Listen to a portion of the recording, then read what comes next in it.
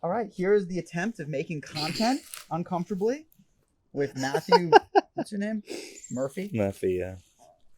Hi, Eli. Love, fame, tragedy. It's so natural. My goal is to right publicly shame you Okay. with this at all costs. And so here we go. I wrote some interview questions. Okay.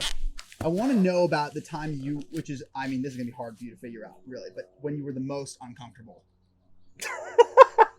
One of them was a UK TV show where I was very overweight and quite possibly hungover. I was sweating, and someone from the label told me I have to be more personable with them. Did they give you any suggestions like on how to do that? Was there a workbook or a guide handbook on that? I don't know. Just be less uncomfortable, I guess. Be more natural. But no one coached you through that. There was no. What were they thinking? I don't know. They just trusted you to figure that out. Yeah. Interesting. So that was terrible. A lot of sweat. A lot of just felt really uncomfortable because I was just sweating profusely.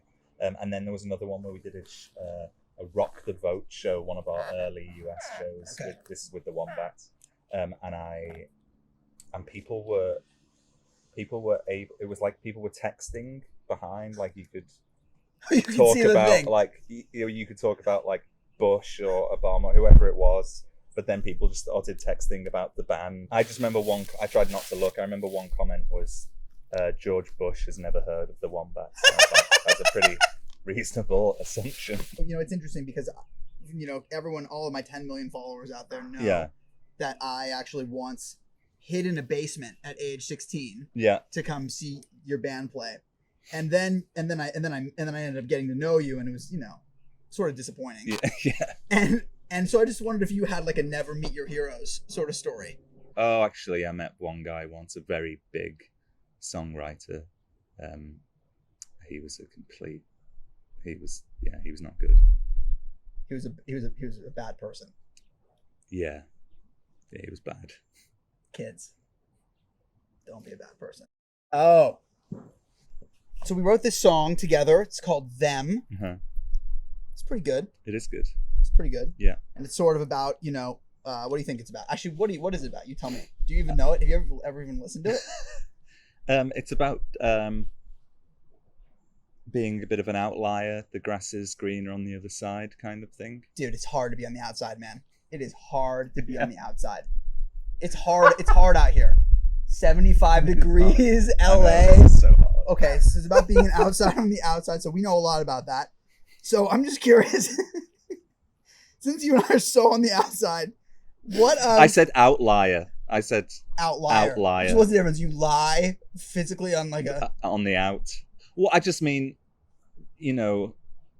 regardless of circumstance, we are two very fairly uncomfortable. I wouldn't say there's like a massive flow to us as people. Right. Speak for yourself. So a lot of the songs sort of like looking at other people in their lives and things that we sort of like wish we had in them. So tell me, what do you envy most in other people? Peace of mind, I guess. Yeah. I think other people have that. Other people are closer to attaining it than I am. Okay. And I've met a few people like that, and I've been like, wow, that's really.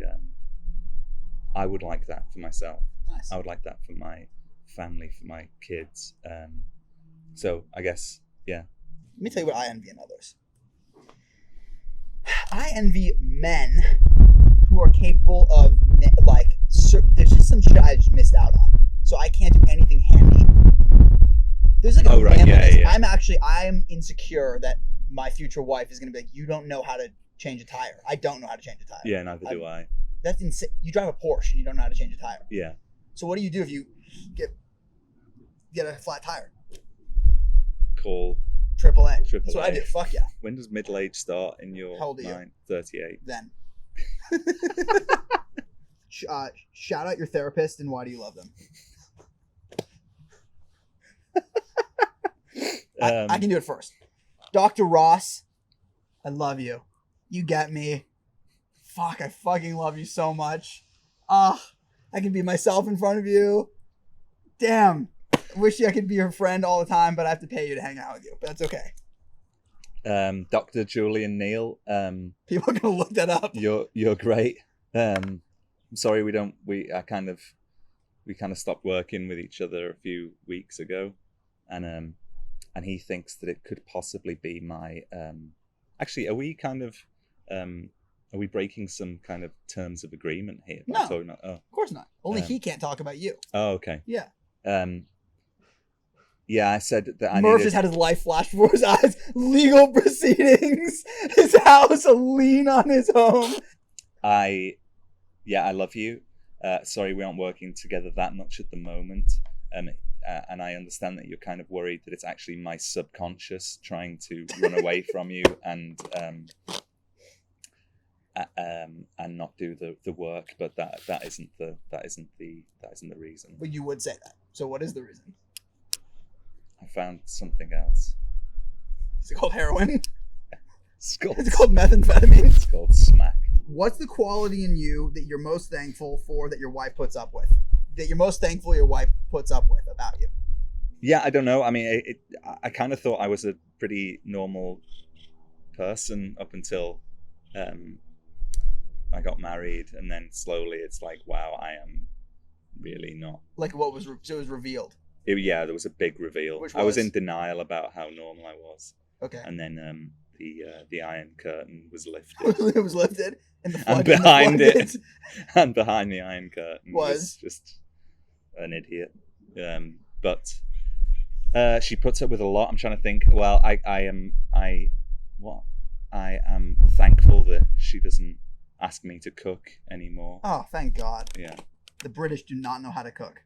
No. I used to just do like Martha Stewart one pot meals. You just throw. Well, you only know about like 4 ingredients. You just put hog's head and like some potatoes, no salt, and water in a pot and boil it and say, "Honey, dinner served." It's hog's head pie bowl. All right, now you ask me one question and then we're done. No one else gives a shit. And with that, we're done. Thank you. Don't leave me hanging. I'm high-fiving you. Oh, sorry. That's the perfect end. All right, guys.